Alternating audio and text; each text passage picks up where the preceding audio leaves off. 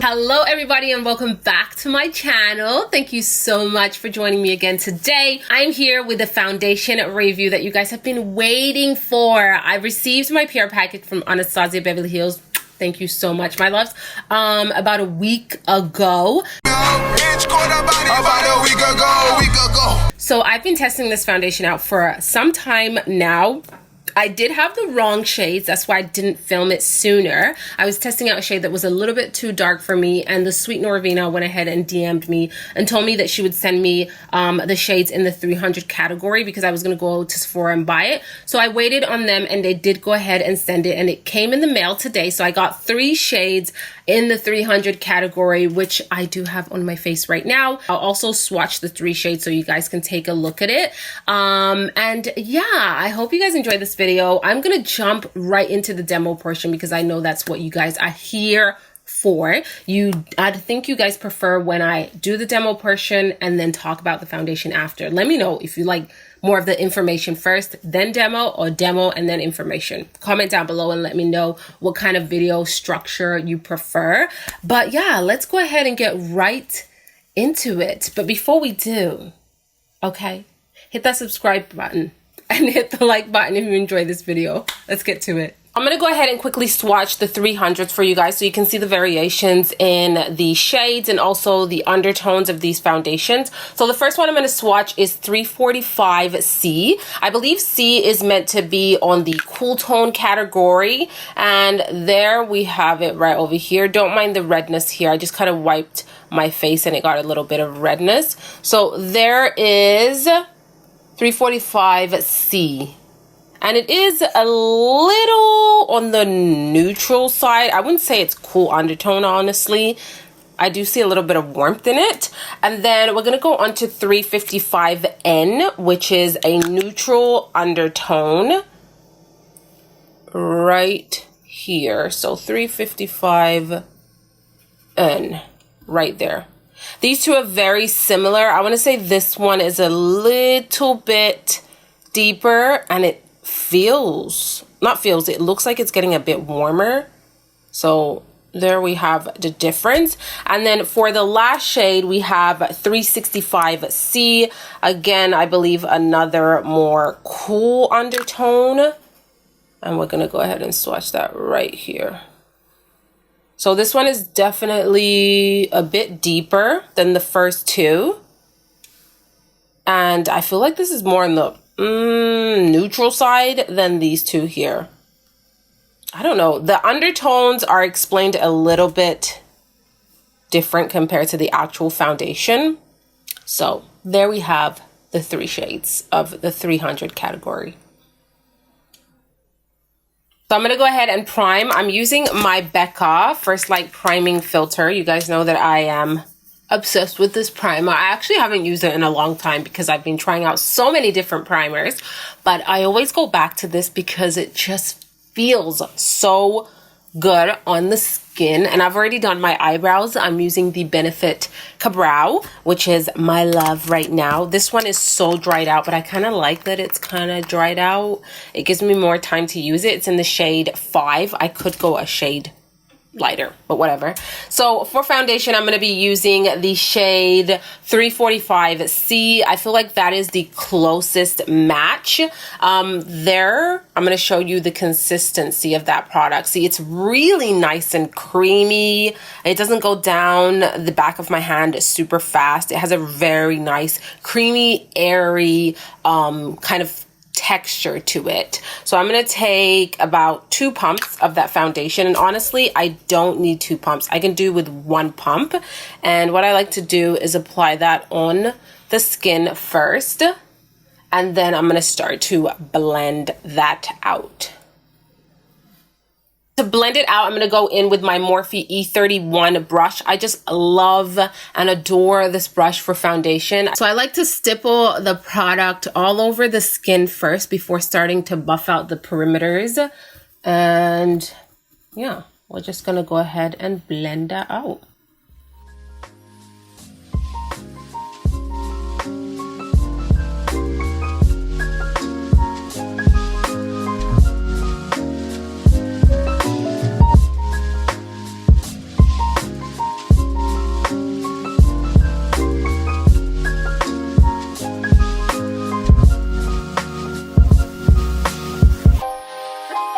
So here we have the foundation all over the skin. As you guys can see, it has this gorgeous, luminous finish to it. It's absolutely stunning, and it's so easy to apply on the skin. Like, you literally blend it in 2 seconds and it just looks like absolutely perfection. It's definitely on the medium to full coverage side. I can still see like my freckles peeking through when I'm looking at my mirror right now, but everywhere else is nice and even. This foundation shade, I want to say, is just a tad bit warm. I could probably try out the other shade, which was the 355N, and get away with it. But this one, I kind of like the warmth, because I'm going to go in with my concealer and it's going to kind of balance everything out. But look at the finish. Look at the finish.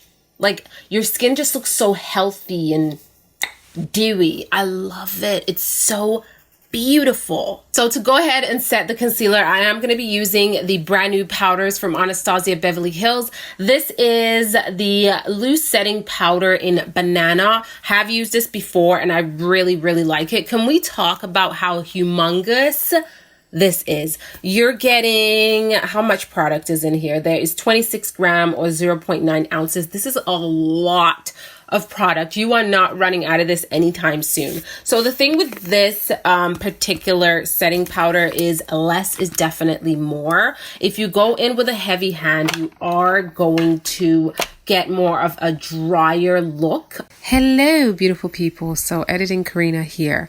I don't think I explained the powder that well, so I wanted to just add a few little thoughts to this video.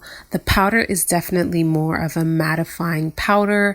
I would most likely use this on the face rather than the under eye area, because I do feel like, now that I've used it a couple of times, that under the eyes, when my under eye area is dry, it definitely emphasizes on fine lines and texture.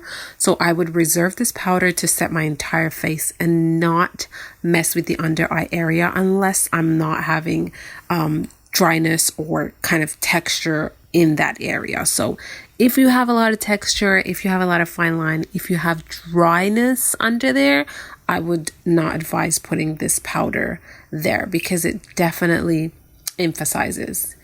All right, back to the video.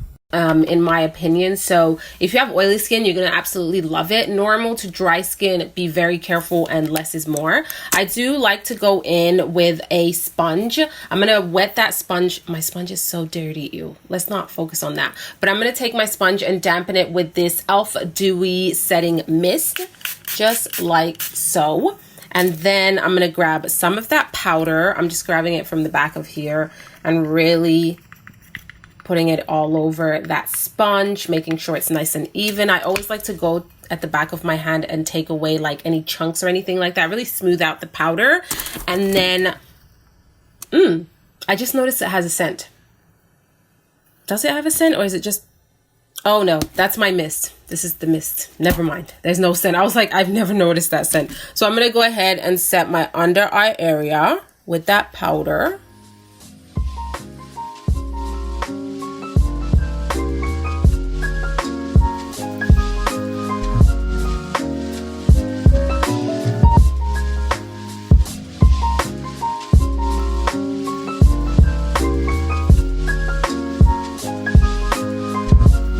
This foundation, I do like to set it pretty well because it does get a little bit shiny for me in the T-zone area. So with just that same powder, I'm going to go and set my smile lines. I'm going to set a little, just a little, right at the center of my forehead. I don't like to set my entire forehead because there's no need. But around my nose area is where I get the most shiny. So I definitely need to go in with more of that powder right around my nose and the corners, the front, under here, and get those spots really well. Everywhere else on the face, I don't set. I think that it looks beautiful and wears beautiful alone. So yeah, this is it with some powder on top. We still have the luminosity going on, and I absolutely am obsessed with the luminosity. So let me finish the rest of my makeup and we will get back to chatting on this foundation.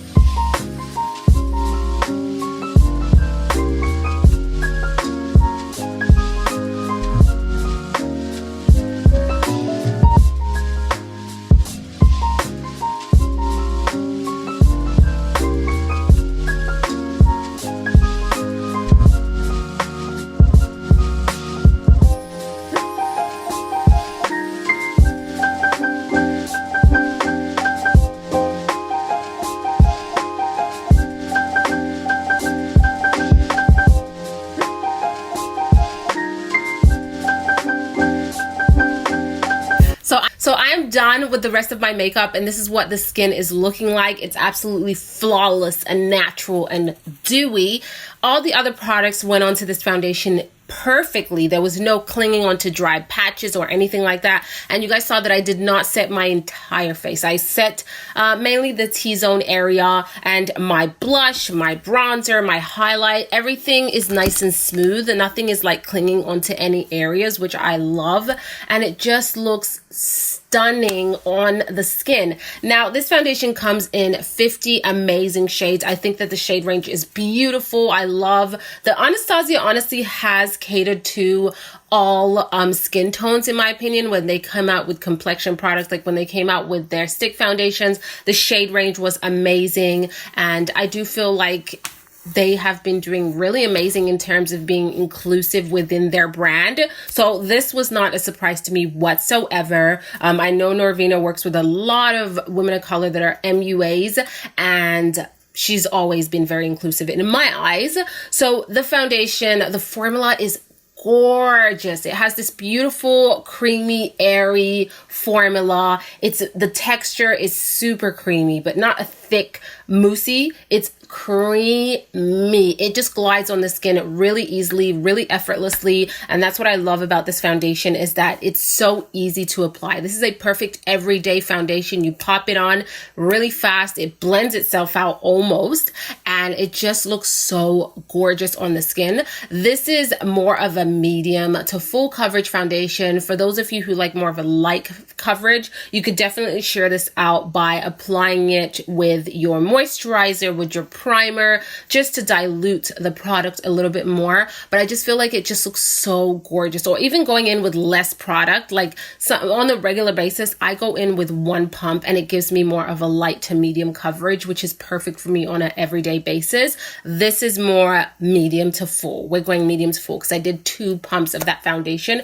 The shades. Let's talk quickly about the shades. The only thing that is kind of confusing to me, and I'm going to be really honest, is the undertones. The description of the undertones really don't go that well with the actual shades, in my opinion. The cool tones seem a little bit warmer. The neutrals seem a little bit more warmer. It's a little confusing. So I would not go based on the undertone when you are buying this online. I would just go based on the number itself, because the undertone definitely had me a little bit confused. Because even when you go on the Anastasia Instagram page and they show the different skin tones and the name of or the number of the foundation is under that picture, it just doesn't look like it's a cool undertone. It doesn't look neutral, or it doesn't look too warm. So go based on the number, not on the undertone, in my opinion. The packaging is right here. I think this is beautiful.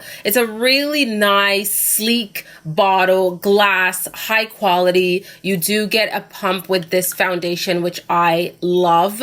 And it just says the beautiful Anastasia Beverly Hills logo. And then when you turn it around, we have this large kind of graphic foundation stamped on top of that bottle, which I found kind of weird. I did hear that Norvina said it was because if MUAs or makeup artists, professional makeup artists were using this, they can clearly see that it's foundation. But I would have just honestly skipped this part because I just think this is so sleek and so elegant and so high class. And then this is kind of, it just doesn't match like the two. It's kind of off. It's either one or the other, in my opinion. I would have rather had just foundation or just the Anastasia, but I prefer this side, to be honest. I know a lot of people have been comparing the packaging, and I do have my NARS foundation over here, so I am going to touch up on that really quickly. Mine's kind of beaten up because I use this foundation a lot. So here we have the two foundations side by side in terms of the packaging. They are pretty identical, to be honest. The only difference that I see is the caps. This has a glossy finish and the NARS has a matte finish, but they are very similar. In terms of the formula, I know people have compared the Anastasia formula with the NARS formula, and I want to say that they are similar, but there is difference for sure. Just so you guys can see, this is what they both look like. So we have the NARS and then the Anastasia. They have a very similar consistency with that creamy, airy kind of texture to it. The Anastasia is a little bit more liquidy, which is this one over here. It pumps out a lot more. This is one pump from Anastasia, one pump from NARS. This one is a little bit more liquidy. Sorry, I just went ahead and touched it. And you guys can see right here the consistency of that Anastasia and then the consistency of the NARS one right there. So the NARS, I feel, has a little bit of a thicker, just a slightly thicker texture than the Anastasia, but they are very, very similar. The way they sit on the skin is very similar. They do look very skin-like, very easy to blend, but I do feel like you get a little bit more coverage from the Anastasia than the NARS foundation, and I do find the Anastasia, it blends a lot faster than the NARS. I'm just trying to find. And also a big thing for me is that I feel like the Anastasia one lasts way longer than the NARS foundation. And that is one thing that I always had issues with this foundation, is that it didn't really last super long on my skin. It kind of disappeared around the 5-hour mark, where the Anastasia Beverly Hills foundation will stay on my skin for 10 hours. Or more, honestly. And if you were to ask me which one do I prefer, I would probably say the Anastasia, because I just feel like it lasts a lot longer on me. It gives me the coverage that I need. It blends out very seamless, and that's about it. But I do still really love NARS products, you guys. Don't get me wrong. They do amazing base products, especially their formula and their shade range. So good. If you have oily skin, definitely prep your skin properly, because this is a gorgeous dewy foundation. It is luminous for sure, for sure. It's hydrating. So if you want to prep your skin really well, you want to go ahead and use a mattifying primer, maybe a pore filling primer. You want to go ahead and add your powder and set this foundation nicely so that it wears longer on your skin and doesn't get excessively shiny.